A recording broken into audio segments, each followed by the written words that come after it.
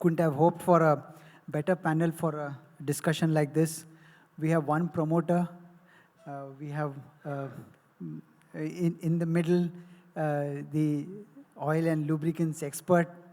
In this era, it's a very important subject, and how he looks at it from a finance perspective, as a CEO's perspective, will throw in a lot of light. And of course, Mr. Nilesh Shah, the markets guru, as it were. If I can begin from you, with you, Mr. Shah. We recently, when we were talking after the Maharashtra elections about the markets outlook, you had left me with this thought saying that now is the time. While you were positive, you were saying that things will be good, but then now performance on a high base is going to be difficult. So he said, long-term investor hona chahiye, and you look for quality and not momentum. That stuck with what you're saying. When looking from that perspective, when we look at this issue in terms of companies which are now looking in terms of this, what kind of attributes you would think of, a CEO and CFO Connect for such kind of entities, which will be different from the others? I mean, obviously, so if you can start from the leadership attributes when looking at quality and not momentum. So, very good morning to everyone. See, CFO is like a goalkeeper. No one remembers him for how many goals he saved. People will always remember how many goals he allowed to be scored. Okay. Our expectation as an investor from CFO is obviously on the higher side. Because not only they have to manage accounting, taxation, compliance, MIS, internal controls, audit, but the most important thing from an investor point of view is capital allocation. More companies have failed because their CFOs were so good in providing finance rather than controlling capital allocation. And which is where our first criteria for investment in any company is how frequently the CFO changes. CFO is the first one to know when the company is going down. And if he's moving fast, then as an investor, there's no reason why I should be staying there. Okay. Capital allocation policy of any company will determine whether it's quality or momentum. There are some stellar examples. For example, Sundaram Finance, despite being in the business of finance, have rarely raised capital. And they are in existence for more than 5 decades. What a stellar work.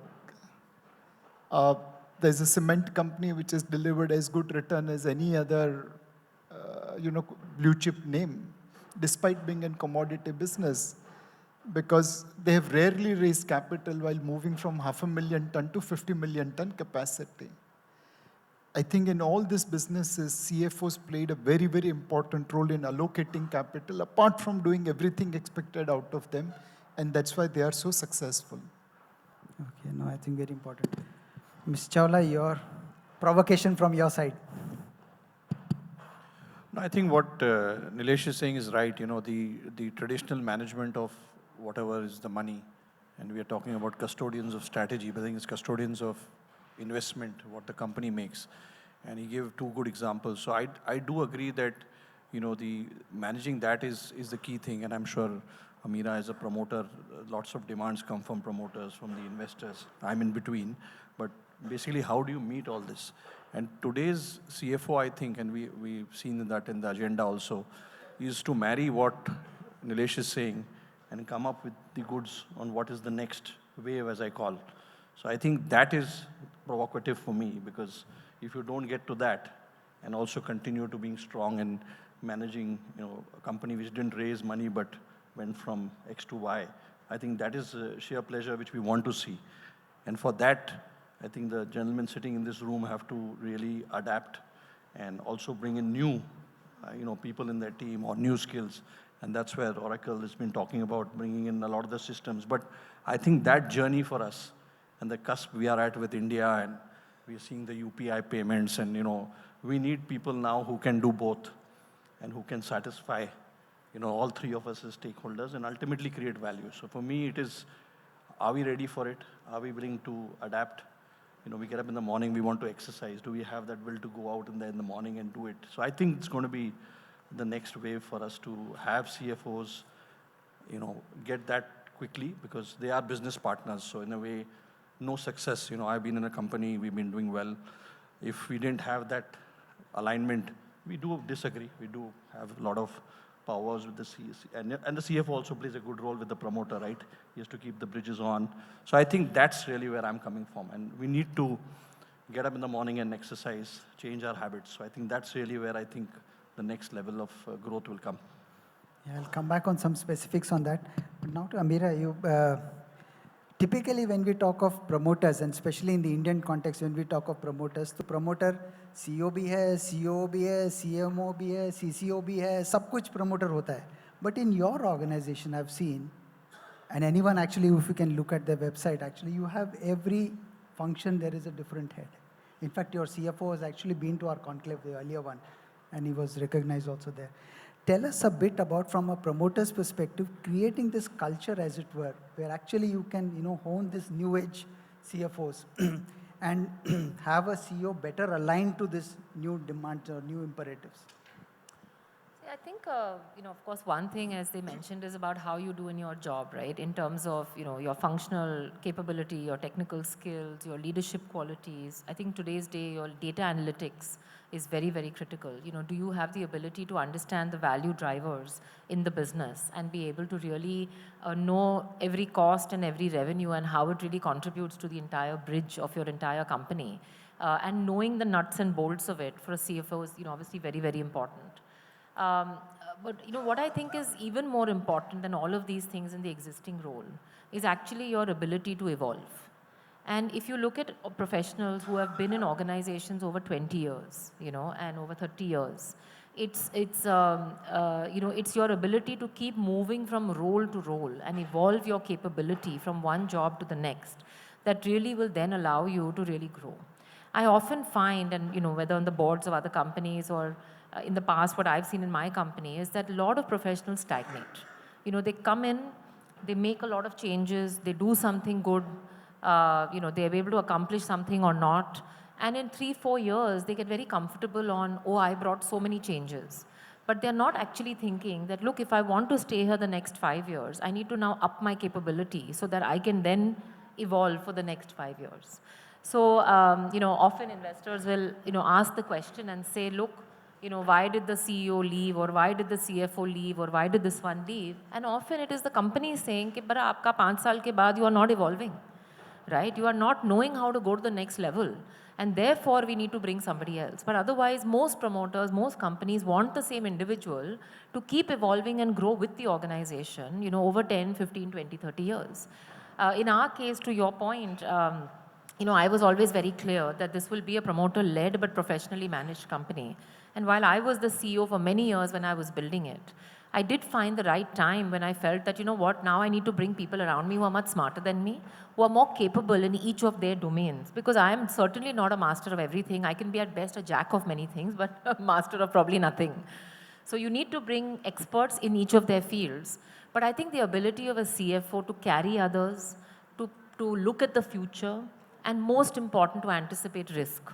I find that requirement of anticipating risk actually as one of the probably most poorly evolved traits today across. And I think that is actually the big area of opportunity, is whether you're doing an M&A deal, whether you're doing capital allocation, whether you're doing anything, can you anticipate what are the risks that could happen in that particular transaction or in general in the business?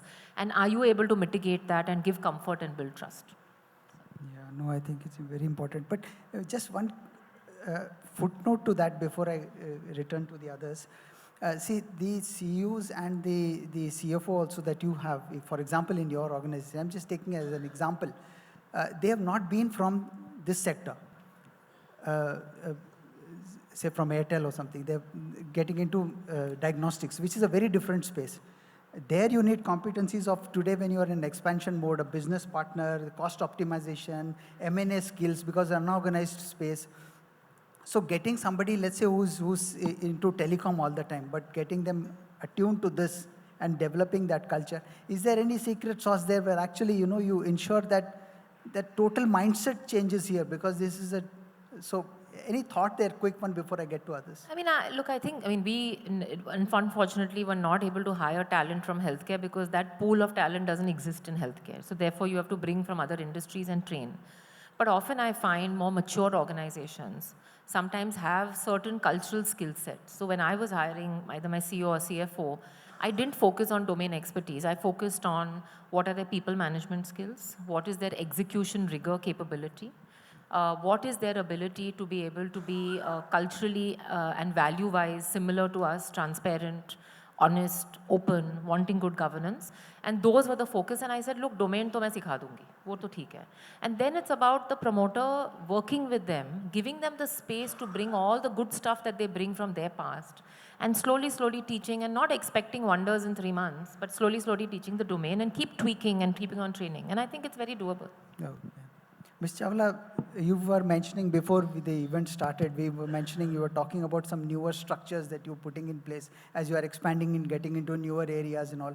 Can you take us through some of the elements that you are now incorporating so that you can best leverage both the CFO's potential at the same time also get the CEO more aligned to this? Yeah, so I was mentioning to you that as a brand, we are growing, but how do we grow our distribution? So, marketing has always been looking at a solution, sales, how to expand retail touch points. So as you look at the CFO's role, they're involved with digital, with various consultants, etc. We saw that there's an opportunity where there is data available in terms of our retail outlets, in terms of their, GST filing and other taxes. So we could track people who are doing well. And that actually came from the finance team, that there is this data available, which you can marry with the retailers that we go to. And we can actually build a model to kind of grow our distribution. So we actually found that a lot of it comes from the finance CFO side, their team. But it's also important that the CFO who leads so many things, as you were saying that he's got this role, but below him the team is also getting the new skill set, because otherwise he can't do everything. He has to have that. Another example I was giving you is that we are getting into the charging business. I think Nilesh will know that we are putting some money behind it, and these guys are after us to say how we're going to do with that money and build the next couple of 1,000 crores turnover for us. But how do you apply the capex model, which they're so good in a traditional loop setup? We know what to do, but in the new setup of mobility, how does the capex work? Do we go heavy capex? Do we go low capex? So we are right now making chargers, which we are wanting to sell. But I think that's where the CFOs and the finance guys have to work with business to evolve a model. So these are two things which we are doing. I think we need to be innovative, but new, and you spoke about domain. Even here, in a lot of our industries, the domain is changing, because we are in an industry where we are going to grow for the next decade, but we see that EVs are coming in. So what's the next wave? So I think, in a way, the strategist mindset and even capital allocation to marry with a strategy of business is something that we need to put. Look at startups today. I used to give a lot of help to early startups, advising them. All of them had tech ideas, but they never had a strong finance guy in place. Now, of course, it's changed. People are there. There's cash burn. So your CFO is actually doing. But you need to have a startup mindset at the same time with solid rock capex allocation. And I think that's really where, two examples I gave you where we are evolving. So it's a challenge today. But, obviously, Nilesh and the others will tell us how good we are doing in that. And that's another challenge for us. So, yeah, that's my 2 points here. Yeah. He's laughing, so I don't know whether it's a good sign or a bad sign. But so, Nilesh, actually, if you can, one important element which we have also noticed in this whole thing is getting the CEO, actually getting the CFOs involved in issues like governance, value mindset, and things like that. From the landscape of companies that you look at, how are the better ones doing differently than what others do? Where does that edge come in? So I'll give one example and then the answer. There was one promoter who was quite wealthy, and they had a holding company listed in some place which owned the listed company. And they were like 99.5% of that holding company. And yet, they shifted the listed company holdings from that holding company to another company at book value, letting that 0.5% shareholder suffer a huge loss. My goodness. And obviously shareholders went to SEBI, and finally promoters withdraw that back. So I'd asked him, like, why did you do it? It just didn't make sense. You are already rich enough. Why are you losing your reputation for such thing? And his reply was that I was not even aware my CFO did it. The CFO has to be conscious keeper, not creator of wealth for promoter through this kind of dubious means. I think my recommendation to all CFOs will be take 2x2 box approach. The first box is Bhagwan Ram. His goals and his means to achieve those goals were always pious. All your decisions should be in Bhagwan Ram box. Goals and means both matter. Letter as well as spirit of regulation both matters. The second box is Bhagwan Krishna. It's Kalyug. You have to do business. We demand return. Fair enough. But in Bhagwan Krishna's case, goals were always pious, means sometimes were compromised. You have to win the war of Mahabharata, and Karna has to be killed. So tell Pandavas after death that Karna incidentally was your elder brother. But that's fine. Sometimes, because of business pressure, if you have to go to Bhagwan Krishna box, that's fine. The third one is Duryodhan. Now, his goals were always dubious. The means were right. He will not hit Bhim below the belt, even when he is fighting for his life. But the whole battle was on a wrong goal. Never be Duryodhan. And finally is Ravan. Na goal ka thikana, na means ka thikana. Don't be Ravan. So you need to be always looking at goals as well as means to achieve it properly. Letter and spirit both matters. And you have to think about creating value over a longer period of time rather than through shortcuts.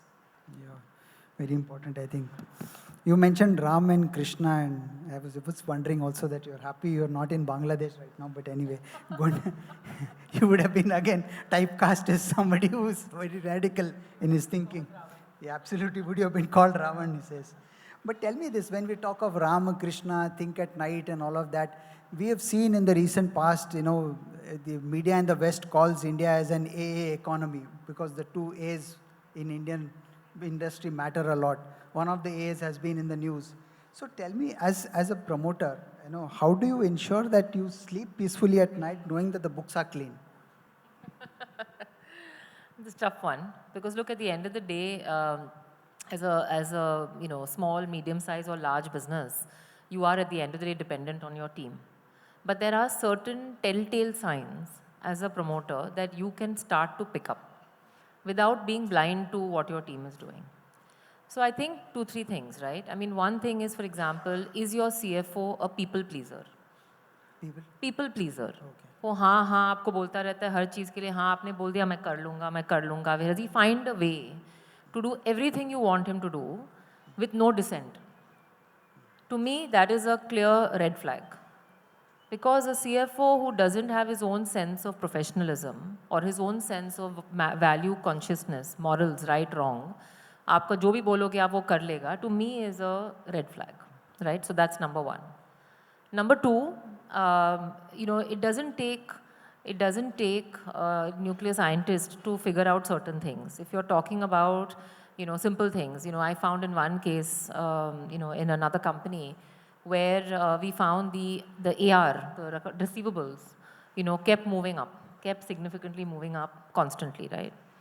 But at the same time, working capital days was moving down.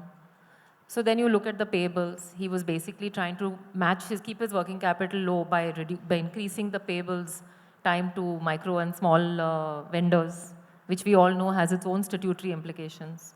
So I think this trying to manage at the back end to show a KPI on the front end without doing the real hard work of genuinely reducing AR, genuinely reducing stock, genuinely improving working capital, but doing it through optics, again, is a big red flag for me, right? So, there are many things you can actually tell from the way somebody is handling things, the amount of transparency. For example, do you come to a board meeting or do you come to a review meeting, and are you keeping a buffer in your own pocket? You know, lots of buffer in your own pocket, saying, you don't worry about this, I'll manage it. How will you manage? Don't worry, no, forget about it, right? Those kind of comments give you again a red flag. Okay, there is a little lack of transparency. Because a CFO who's genuinely professional and transparent will bring all the data up to the table and will say, look, we can do option 1, option 2, option 3, let's make a decision as a group. Will not sit and create his own buffers and create his own optics at the back end. So to me, there are ways that promoters, if you want to, if you genuinely are sincere and have an intention of wanting to keep a clean company, largely there are telltale signs that can be picked up, along with doing skip meetings with the teams down below. Ms. Chawla, any thought on this? Because very important issue which... Yeah, I think she's touched so I think this buffer thing which is there in transparency, it is there. In business situations, you do have a situation, and that does happen. So I think as CFOs, and as Nilesh was talking about Ram and Krishna, we have to sleep well, right? All of us. That's important for our health also now. So whatever we do, we should be able to wake up next morning and be clear. So I think as CFOs, the expectation obviously is that there is transparency at a very senior level, and also, or maybe you're pushing the marketing guys or sales guys to get a better margin. But if that transparency is not clear, then business can go into, a good example given by Ameera that, how you manage the things. And clearly, in fact, we also look at balance sheets and expenses that competition does or other people do, because we can come to know if a strategy is working, where are you putting it? And, I also see a lot of people lose their job because receivables are very high.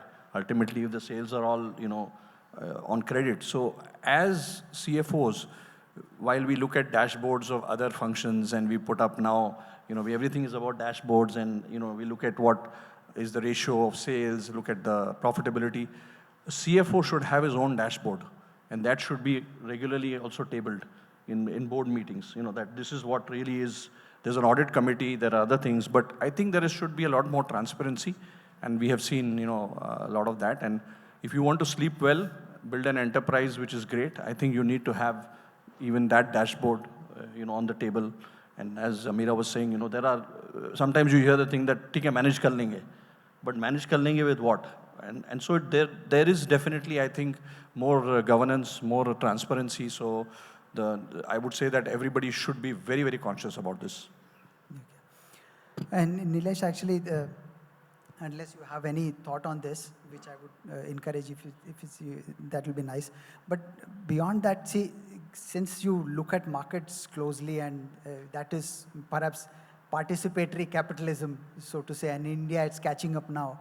So when actually seen from an investor's perspective, which attribute should people be chasing when they look at leaders, actually, their ability to define the right risk profile, or what would be 2 or 3 things which you say? Ameera talked about some telltale points. So perhaps it will be a good guidance.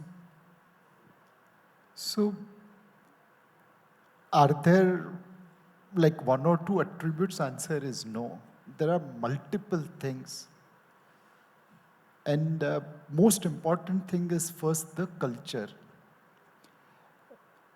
As a CEO, what kind of legacy he wants to leave.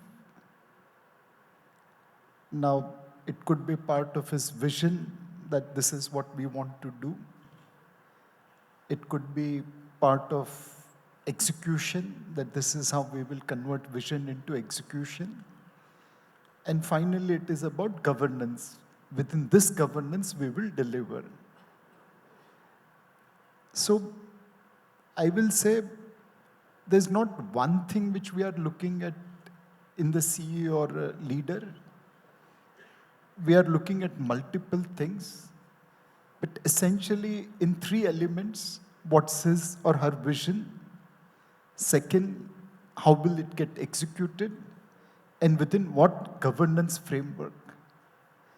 We have seen entrepreneurs who were very good in vision, who executed well, but the governance standard was poor. And even if you're a top 5 IT company, you go down. We have seen people who had great vision, but they didn't execute, even though they had good governance standards and they were a disaster. So it's in this three element of vision, execution, and governance, the multiple elements of leadership will be evaluated by an investor. Two quick points, and I think I'll then go to if there are any questions from audience. A point which Sanjay referred to actually in his talk about CFOs becoming CEOs. There used to be a discussion, I don't know why it's muted now. There used to be that how HR and others have, is essentially having a CFO in getting them a board position also, given that strategic role that they're playing. Do you see, what is your thinking on this roadmap for the CFO, so to say? So one, our recommendation to any promoter will be, let the best person run the company. Whether it's salesperson, CFO, operations person, promoter, son, daughter, we don't really care. We want the best person to do the job. No one should take it that because I am CFO, I'll become CEO. No, you have to be qualified enough to run the business.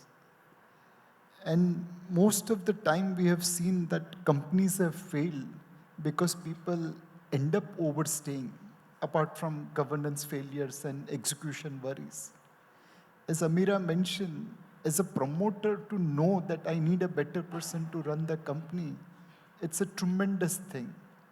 I don't think so that kind of recognition will be there in most of us, including fund managers who doesn't know when to retire. So let the best person run the company. And many a times, apart from intelligence quotient which is required to run the company, it is the emotional quotient which matters. How are you dealing with people? Will you make 1 + 1 11 or will you make 1 + 1 0? The reason I asked this was also because, see, considering that today's CFO has to not just think out of the box, as they say, but also tick all the boxes, as it were, looking at everything from sustainability to social impact to strategy. So in a way, kind of a quasi-CEO role, in any case, he or she is expected to play. So therefore, this transition and actually getting a higher board position, from the weightage point of view, do you think that there is a case for it? So we have seen in many companies, the engineers were ignored. When your job was to make an elephant fly, you brought in CFOs who were focused on cutting cost and not investing in engineering, and now you are paying the price. So the best person has to lead the company. If it is engineer, so be it. If it is entrepreneur, so be it. If it is CFO, so be it. But that person, whosoever is leading the company, should be able to draw the best out of everyone. Okay, yeah. Mr. Chawla, your thought, and Ameera, your thought on this? Yeah, I think now you have CEO, CFO, and COO also in many cases. So, CCO also. yeah, so you have various defined roles. And, when you look at leadership, it is not just the technical skill or the competency functionally, but it is, as we were talking about, a lot of other things. So I think it is good if, whether you are a CFO, how do you identify the attributes you need to be a leader of an organization? And there is a conscious working towards that. I can speak from my experience that what are the skill sets required? The board is there, the promoters are there. They will identify that. And HR is also, I would say, equal role to how to develop it.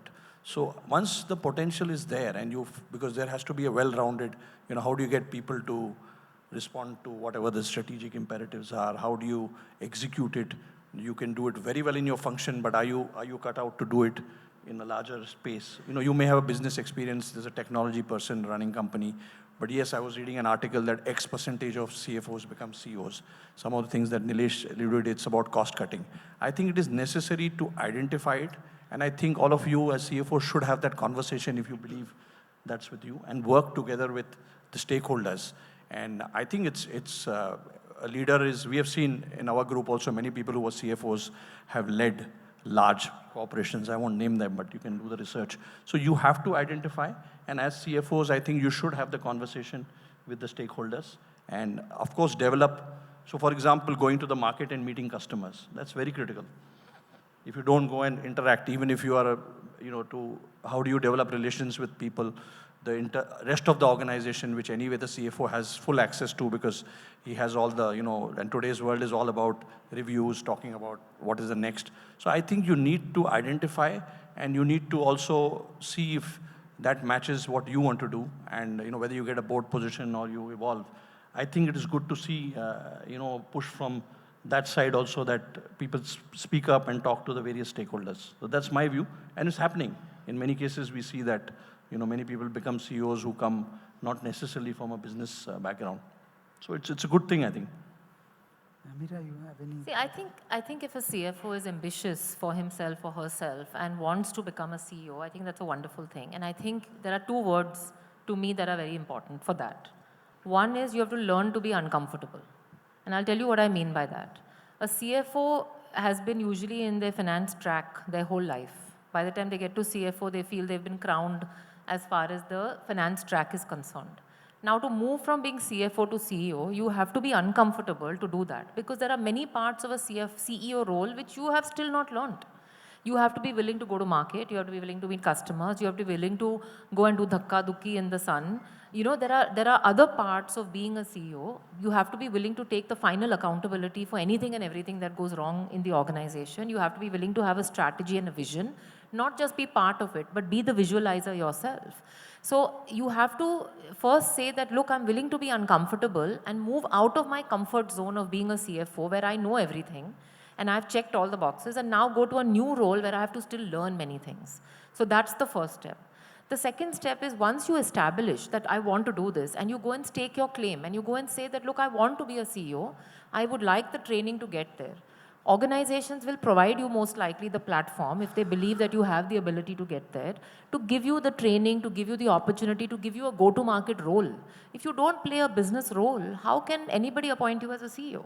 So the first thing is get out of the comfort zone and be uncomfortable. And the second one is about be willing to listen. Because at the end of the day, we are all getting feedback from every interaction we do in life. As a CFO, you're getting feedback from investors, public or private. You're getting investor feedback from the board, from your team, from your CEO, from your CXOs. You will have whether formal or informal forms of feedback constantly. Are you willing to hear and are you willing to evolve? If you're willing to hear and evolve and you have ambition, honestly, it is not that hard to get there. But you have to be willing to get uncomfortable and you have to be willing to listen. And to my mind, these are the only two things that really require the movement from a CFO to a CEO. Otherwise, the CFO is usually the best person, number two, to have the opportunity become a CFO if he or she is willing to do these two things. Okay. Very important point, I think. Before I come to the last element which I want is essentially some specific takeaways for both CEOs and CFOs based on your own experiences. If you can that would be a good point to leave the audience with actually. But before that specific to you, I just wanted to mention this point that while there is that traditional role of the financial controller is necessary even today, but the sufficient element in that is the strategy component which comes in there. So let's say specific case in your, for example, in healthcare, I was looking at what the challenges there, like managing the future when dynamics of costs are crucial and revenues are not known. And you have to take a call there in terms of involvement in product design, marketing, product investment. How do you therefore in such elements actually ensure that, you have both the CEOs and CFO aligned in this? Because each again it's a highly polarized situation. So any quick thought there before I get the takeaways from each one? See, it all depends on the circumstance. You look at COVID. When COVID hit, we were in healthcare in a very interesting position. Because while all other companies could fire people, could shut down property, shut down factories, do all of that, in healthcare we could not do that. Even though our revenues fell 60% in the first 15 days of lockdown, and then of course it rebounded. But we couldn't do any of that. You still had to continue operating because you're providing an essential service to mankind. You can't stop anything. You have to provide all your salaries. In fact, we had to double our employee salaries because you had to motivate them to go out and work in COVID and risk their lives. So it was about the circumstance and saying, now what is the company's goal and agenda at this point? And we were very clear that at this point, the numbers are not the goal. Our P&L is not the goal. We have a bigger purpose, what we fulfill in our country. And therefore, the entire focus is going to be on taking care of patients. So the CFO had to stop thinking about cost and had to fully align to the overall organizational goal of saying, the goal right now is to take care of patients. Yes, I will go and negotiate with every landlord. I will go and, cut costs wherever I can. But we had to also make so many investments. I mean, for every employee who came to work, we had to put them in a hotel. We had to transport them by bus because they couldn't go back to their house. So we had to do that. So I think it's really not about each of us fixing our mindset and saying कि CFO का तो काम है cost efficiency. It's about the circumstance. It's about what the organization needs at that point. And once we decide that, everybody, CEO, CFO, CMO, CPO, जो भी नाम है CXO, everybody has to align to the common cause. Yeah.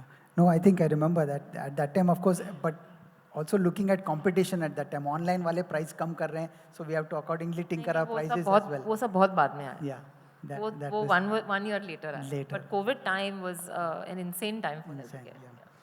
So last points actually, Nilesh ji, if you can, to the CFOs and CEOs listening, if there is, from what we have been trying to touch upon some of the areas, what would you say as, in terms of expectation from the CFOs and the CEOs, what would be 2 or 3 takeaways that you would want, the CEOs and CEOs listening to you to keep in mind?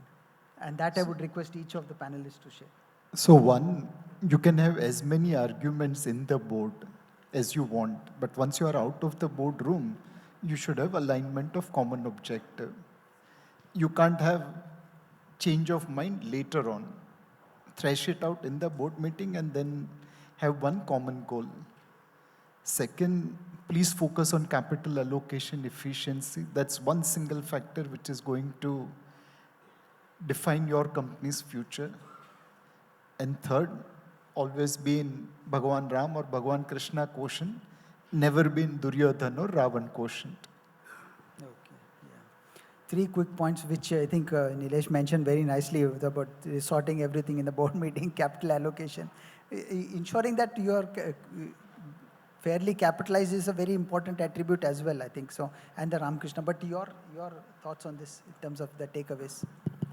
So I think key takeover for me, I've been in this role for over a decade, is I sometimes joke and say I'm spending more time with my CFO than some people at home. Of course, customers come first. So I think the jugalbandi and the alignment is very important because you can always agree to disagree, and we do have those discussions. But once you're aligned, and again, to give comfort to the board and the promoters, if the alignment is there, and it has to be in line with the strategy overall and the culture, I think that is very important. If the alignment is there, you are sure to see success. And I think the role of the CFO is evolving a lot today. You have to skill up. You have to get into building your team. See, we all are going to go to consultants to get a better, IT system, a digital system. But ultimately, in the organization, if you need to deliver, the CFO has an equal partnership to make the dashboards for anything you do. Because I have a simple thing. I tell my CFO, I tell the organization, any decision today is a financial decision. So it will be questioned on how you allocate. But yes, the CFO has to also give room to the others to kind of not become a power center. It should be more of a facilitator, catalyst, but control, but govern, and also sustainability and other things which are part of the strategy. He has a key role. So I think the role has evolved, and it's a great thing to see when the CFO and CEO come together. I think then you're sure that the success is there. Of course, as I think Ameera said, the role has to be evolving, the person has to be evolving. So I think that's for me the key takeouts. Yeah, and technology, in any case, there is like SAP has a finance module, yes, and all of that. So it will get, of course, merged. Yeah. Your thoughts on it? I mean, I think Aapne kaha tha, you said the word custodian of trust, which I think is very apt for a CFO. And I think each CFO every action has to think and say, look, am I building trust or am I breaking trust by this action? So simple things, when you go into a boardroom, what you say is finally most important. If you are saying, look, our risks are managed, and you have not anticipated them, and then 1 month later, one big blow up happens, that action has broken trust. Because the board will say, Arey, aapne 1 mahine pehle bola ki everything is in control. So every action, everything you say has to be very, very important, and you have to be very, very sure of it. There can be no 19-20 in what a CFO says. It cannot be, okay, yeah, I said this, but actually it was a little bit worse or a little bit more. That doesn't fly from a CFO's mouth. So that's, I would say, one thing. Second thing, like I said, is don't manage optics for businesses. Because when you manage optics, finally things come to bite you. And when it comes to bite you, the leadership team gets into trouble, right? And then, there will be a challenge that, oh, you did this. So I think at the end of the day, as a custodian of trust, keep building trust with all stakeholders and keep checking in your own mind, is this action building trust or breaking trust? And to me, I would say, even if your performance is above average and not exceeding expectations, a board and all stakeholders would prefer to have a trustworthy CFO who they can really rely on, be predictable, be relatable, even if he or she is not exceptional, rather than an exceptional CEO who is so volatile and who is not trustworthy and you cannot depend on that person. Great, thanks. Any question? Yeah, can you just identify yourself, a brief question, and then we'll end with that. Yeah, the gentleman on the left. Yeah, please. Anyone who you would want, first identify yourself and anyone you would want it addressed. Actually, the question is to Mr. Nilesh and Ms. Ameera both.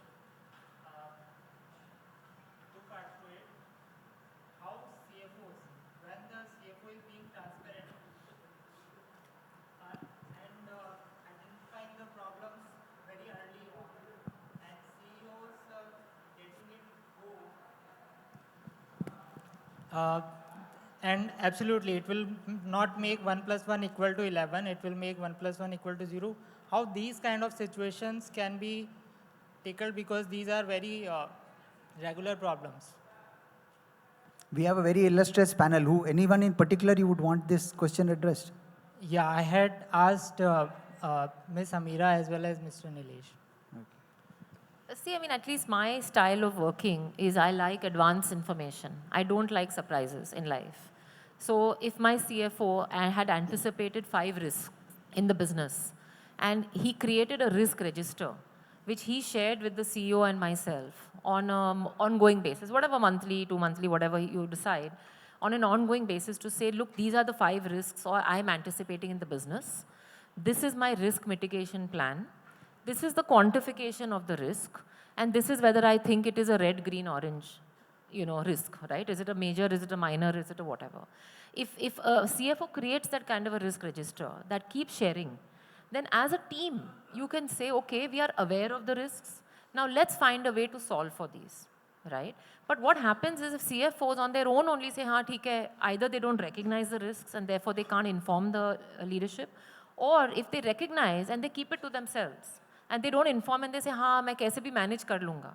Both those attitudes don't at least work for me. For me, I like the transparency, upfront approach, सीधा बता दो, and we'll solve it as a team. That's what I would prefer. Yes, I have a question, please. So risk is like a train coming on a track. पहले noise आएगा, फिर light भी दिखेगी, फिर train भी दिखेगी. As a CFO, your job is to make a siren when only noise is there. The CEO is not convinced. Then again make bigger siren when light is also visible. And third, beat the drum when the train is visible. I think most CEOs will be able to appreciate it. At the end of the day, it's a qualitative call. The CEO also is taking judgment. He is also managing various conflict. So persistency pays. If you are so convinced, you have to go and hit it out repeatedly so that finally people get convinced. I hope we are able to see light now. Great. So thanks so much. I think. One last question. Yeah, I'm Dr. Wilfred Montero, Strategy Management Consultant on many boards. I've seen, my question possibly could be addressed to Ameera or anyone. Ameera, you spoke of the buffer zone. The buffer is in fact the honesty zone. And my suggestion is to all boards, if you have strong independent directors, then you reduce that buffer zone, because the CFO knows that now he is not supreme, or he can keep a card up his sleeve. Your reaction, please. I just want to say, look, the buffer zone is normal and fine. The important thing is to inform the buffer zone to your CEO so that you are working in collaboration.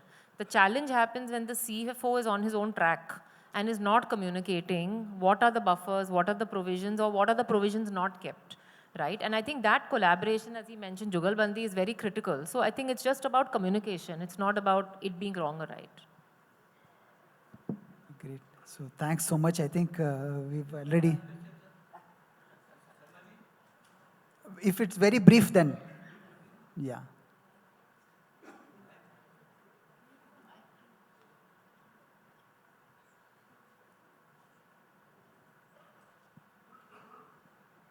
Good morning to everyone. I'm Pramod Shah. I'm the former chairman of the Institute of Company Secretary of India and also president of Bombay Management Association.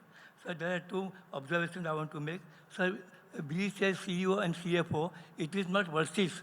It should be inclusive of both each other. And in my opinion, the role of CEO is more generalist and CFO role is more of a specialist. Then they have to manage the audit committee, they have to manage the recruitment committee in the board. So the role is quite different. And finally, I feel that both of them have to perform. So performance is the only key role for both of them to play. So your opinion was that. Thank you. I think so. If you have any thought, no, nothing. So thanks. If you're saying anything, you want to? No. Great. So thank you so much.